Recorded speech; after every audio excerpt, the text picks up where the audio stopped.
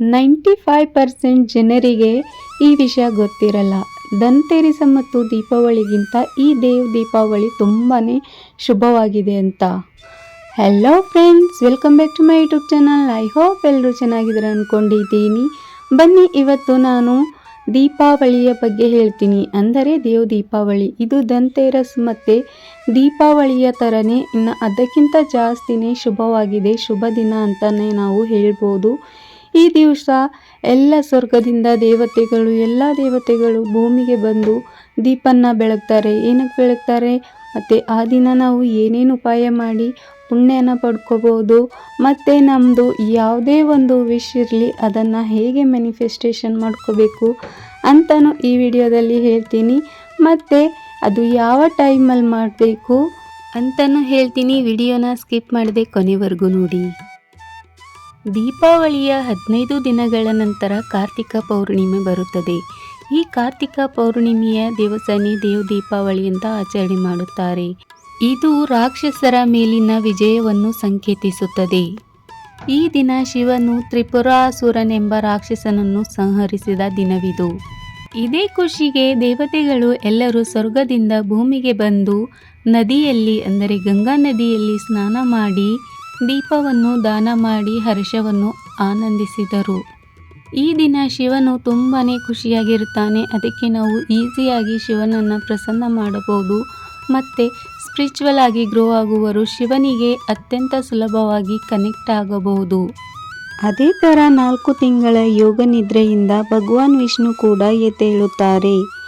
ಈ ಖುಷಿಗೆ ಎಲ್ಲ ದೇವತೆಗಳು ಲಕ್ಷ್ಮೀದೇವಿ ಮತ್ತು ವಿಷ್ಣುವಿನ ಆರತಿಯನ್ನು ಮಾಡಿ ದೀಪಗಳನ್ನು ಬೆಳಗಿದರು. ಇನ್ನೊಂದು ಮಹತ್ವವಾದ ವಿಚಾರ ಅದೇನೆಂದರೆ, ನಾವು ದೀಪಾವಳಿಯಲ್ಲಿ 3 ದಿನ ದೀಪ ಏನು ಬೆಳಗ್ತೀವಲ್ಲ, ಅದ್ರ ಪುಣ್ಯ ಫಲ ಎಲ್ಲ ಮಹಾರಾಜ ಬಲ್ಲಿ ತಗೊಂಡು ಹೋಗ್ತಾನಂತೆ. ಗೊತ್ತಾ ನಿಮಗೆ? ನಾವು ಅವಾಗ ಬೆಳಗಿದ್ದು ಅದರದ್ದು ಪುಣ್ಯ ನಮಗೆ ಸಿಗಲ್ಲ ಅಂತೆ. ನಾವು ಈ ದೀಪಾವಳಿ ಅಂದರೆ ಕಾರ್ತಿಕ್ ಮಾಸದ ಕಾರ್ತಿಕ ಹುಣ್ಣಿಮೆ ದಿನ ಏನು ಬೆಳಗ್ತೀವಲ್ಲ ಅದರದ್ದು 3 ಪಟ್ಟಾಗಿ ನಮಗೆ ವಾಪಸ್ ಸಿಗುತ್ತಂತೆ. ಅದಕ್ಕೆ ಈ ದಿನ ನಾವು ದೀಪನ ದಾನ ಮಾಡಲೇಬೇಕು. ಅದೇನಾಯ್ತಂದರೆ, ವಾಮನ ಅವತಾರದಲ್ಲಿ ಭಗವಾನ್ ವಿಷ್ಣುವು ಮಹಾಬಲಿಯಿಂದ 3 ಪದ ಜಾಗ ಕೇಳಿದಾಗ ಭೂಮಿ, ಆಕಾಶ ಮತ್ತು ಅವನ ತಲೆ ಕೂಡ ತಗೊಂಡ್ಬಿಟ್ಟು ಅವನಿಗೆ ಪಾತಾಳಕ್ಕೆ ತಳ್ತಾಯಿದ್ರು. ಆವಾಗ ಮಹಾರಾಜ ಬಲ್ಲಿ ವಿಷ್ಣು ದೇವರಿಗೆ ಒಂದು ವರವನ್ನು ಕೇಳ್ತಾನೆ. ಆ ವರ ಏನಂತಂದರೆ, ದೀಪಾವಳಿಯಲ್ಲಿ 3 ದಿನ ಯಾರು ದೀಪದಾನ ಮಾಡ್ತಾರಲ್ಲ ಆ ದೀಪದ ಪುಣ್ಯ ಎಲ್ಲ ನನಗೆ ಸಿಗಬೇಕು ಅಂತ ಕೇಳ್ತಾನೆ.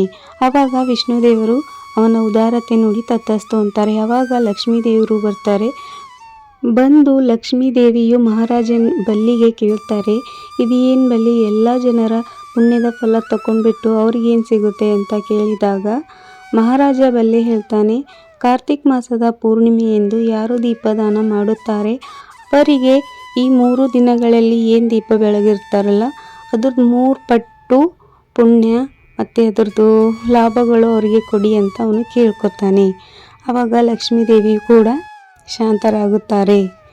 ಇದು ಒಂದು ಕತೆ ಇದೆ. ಅದಕ್ಕೆ ನಾವು ಈ ದಿವಸ ದೀಪನ ಬೆಳಗಲೇಬೇಕು. ಏಕೆಂದರೆ ನಾವು ದೀಪಾವಳಿಯಲ್ಲಿ 3 ದಿನ ದೀಪ ದಾನ ಮಾಡಿದ್ದು ಅದರದ್ದು 3 ಗುಣ ಅಂದರೆ 3 ಪಟ್ಟು ಜಾಸ್ತಿ ಪುಣ್ಯ ತಗೋಬೇಕಂದ್ರೆ ಈ ದಿನ ನಾವು ದೀಪನ ಬೆಳಗಲೇಬೇಕು ಅಂತ ಇದು ಒಂದು ನಂಬಿಕೆ ಇದೆ. ಇವಾಗ ಬನ್ನಿ, ಈ ದಿನ ಮಾಡಬೇಕಾದ ಕಾರ್ಯಗಳು. ಬೆಳಗ್ಗೆ ಸೂರ್ಯ ಹುಟ್ಟೋದಕ್ಕಿಂತ ಮುಂಚೆ ಎದ್ದು ಸ್ನಾನ ಮಾಡಬೇಕು. ಕಾರ್ತಿಕ್ ಸ್ನಾನ ತುಂಬ ಜನ ನದಿಗಳಲ್ಲಿ ಹೋಗಿ ಮಾಡ್ತಾರೆ, ಪವಿತ್ರ ಸ್ನಾನ ಅಂತ. ಇವಾಗ ನಮಗೆ ಮಾಡೋಕ್ಕಾಗಲ್ಲ, ಅದಕ್ಕೆ ಒಂದು ಗ್ಲಾಸಲ್ಲಿ ನೀರು ತೊಗೊಂಡ್ಬಿಟ್ಟು ಓಂ ಭೂರ್ಭುವಃ ಸ್ವಃ ಗಾಯತ್ರಿ ಮಂತ್ರ 11 ಬಾರಿ 21 ಬಾರಿ 51 ಬಾರಿ ಅದನ್ನು ಪಠಿಸಿ ಆ ನೀರನ್ನು ತಗೊಂಡು ಹೋಗಿಬಿಟ್ಟು ನಾವು ಬಕೆಟಲ್ಲಿ ಹಾಕ್ಕೊಂಡ್ಬಿಟ್ಟು ಸ್ನಾನ ಮಾಡಿದರೆ ಅದು ಪವಿತ್ರ ತೀರ್ಥ ಕಾರ್ತಿಕ ಸ್ನಾನವಾಗುತ್ತದೆ. ಪೂಜೆ, ಪುನಸ್ಕಾರ, ಜಪ ತಪಗಳು ಈ ದಿನದಂದು ಮಾಡಿದ್ದು ತುಂಬಾ ಶ್ರೇಷ್ಠ ಮತ್ತು ಅತ್ಯಂತ ಫಲದಾಯಕವಾಗಿರುತ್ತದೆ. ಹಾಲಿನಲ್ಲಿ ಗಂಗಾಜಲ ಹಾಕಿಕೊಂಡು ಶಿವಲಿಂಗಕ್ಕೆ ಅರ್ಪಿಸಬೇಕು ಮತ್ತು ಅದೇ ಹಾಲನ್ನು ಪೀಪಲ್ ಪೀಡ್ ಅಂತ ಇರುತ್ತಲ್ಲ, ಬುದ್ಧ ಲೀಫು, ಅದಕ್ಕೂ ಅರ್ಪಿಸಬೇಕು. ಈ ದಿನ ಶಿವಲಿಂಗಕ್ಕೆ ರುದ್ರಾಭಿಷೇಕ ಮಾಡುವುದು ಅತ್ಯಂತ ಉತ್ತಮ. ಮನೆಯಲ್ಲಿ ಕೂಡ ಮಾಡ್ಕೋಬಹುದು ನಾವು. ಇದರಿಂದ ಮಾನಸಿಕ ಒತ್ತಡ ಕಡಿಮೆಯಾಗುತ್ತದೆ, ರೋಗಗಳು ಮುಕ್ತಿಯಾಗುತ್ತವೆ. ಮನಸ್ಸಿಗೆ ತುಂಬಾ ಶಾಂತಿ ಸಿಗುತ್ತದೆ. ಇದರಿಂದ ನಾವು ಶಿವತತ್ವಕ್ಕೆ ಬೇಗವಾಗಿ ಕನೆಕ್ಟ್ ಆಗಬಹುದು. ತುಳಸಿಯ ಮದುವೆ ಕೂಡ ಮಾಡಬಹುದು. ಮತ್ತು ತುಳಸಿಗೆ ಹಾಲು ಹಾಕಿ ನೀರು ಹಾಕಿ ತುಳಸಿಗೆ ಧೂಪ ಮತ್ತು ದೀಪ ಹಚ್ಚುವುದು ಅತ್ಯಂತ ಉತ್ತಮ. ಇದರಿಂದ ವಿಷ್ಣು ಮತ್ತು ಲಕ್ಷ್ಮಿಯ ಕೃಪೆ ಸಿಗುತ್ತದೆ. ಮಂತ್ರ ಚಾಂಟಿಂಗ್ ಮಾಡಬಹುದು. ಸಂಜೆ ಪ್ರದೋಷ ಕಾಲದಲ್ಲಿ ಅಂದರೆ 5:34ರಿಂದ 8:11ವರೆಗೆ ನಾವು ಈ ಟೈಮ್ ಇರುತ್ತಲ್ಲ, ಇದು ಅತ್ಯಂತ ಉತ್ತಮವಾದ ಟೈಮು. ಈ ಟೈಮಲ್ಲಿ ನಾವು ಪೂಜೆ ಪುನಸ್ಕಾರ ಮಾಡಬಹುದು.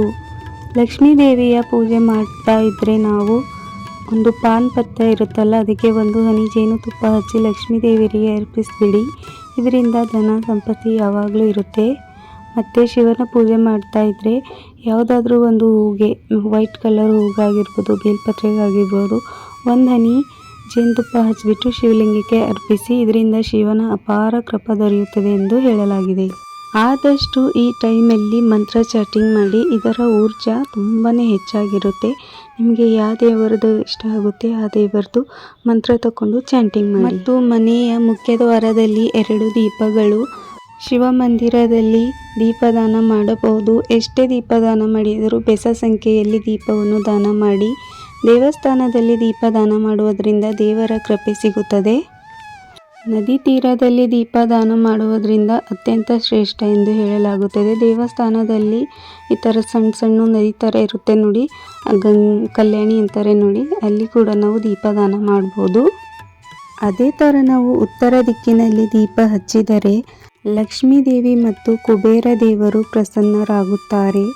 ಈಶಾನ್ಯ ಮೂಲೆಯಲ್ಲಿ ದೀಪ ಹಚ್ಚುವುದರಿಂದ ವಾಸ್ತು ದೋಷಗಳು ನಿವಾರಣೆಯಾಗುತ್ತವೆ. ಅದೇ ಥರ ಅಡುಗೆ ಮನೆಯಲ್ಲಿ ದೀಪ ಹಚ್ಚುವುದರಿಂದ ಅನ್ನಪೂರ್ಣ ದೇವಿಯ ಆಶೀರ್ವಾದ ಸಿಗುತ್ತದೆ. ನೀರಿನ ಮೂಲದ ಬಳಿ ದೀಪ ಹಚ್ಚುವುದರಿಂದ ರೋಗಗಳು ಮತ್ತು ನಕಾರಾತ್ಮಕ ಶಕ್ತಿ ದೂರವಾಗುತ್ತವೆ. ಈ ದಿನ ಸೂಪರ್ ಮೂನ್ ಇರುವುದರಿಂದ ಚಂದ್ರನಿಗೆ ಹೇಳಿ ನನ್ನ ಜೀವನದಲ್ಲಿರುವ ಎಲ್ಲ ನಕಾರಾತ್ಮಕಗಳನ್ನು ಹೋಗಲಾಡಿಸಿ ನನ್ನ ಜೀವನದಲ್ಲಿ ಸಕಾರಾತ್ಮಕಗಳನ್ನು ತುಂಬು ಅಂತ ಹೇಳಿ ಇದೊಂದು ಕೆಲಸ ಮಾಡಿ. ಶ್ರದ್ಧೆ ಭಕ್ತಿಯಿಂದ ಮಾಡಿ. ಸಿಗೋಣ ಇನ್ನೊಂದು ವಿಡಿಯೋದಲ್ಲಿ. ಅಲ್ಲಿವರೆಗೂ Har Har Mahadev. Stay blessed all of you.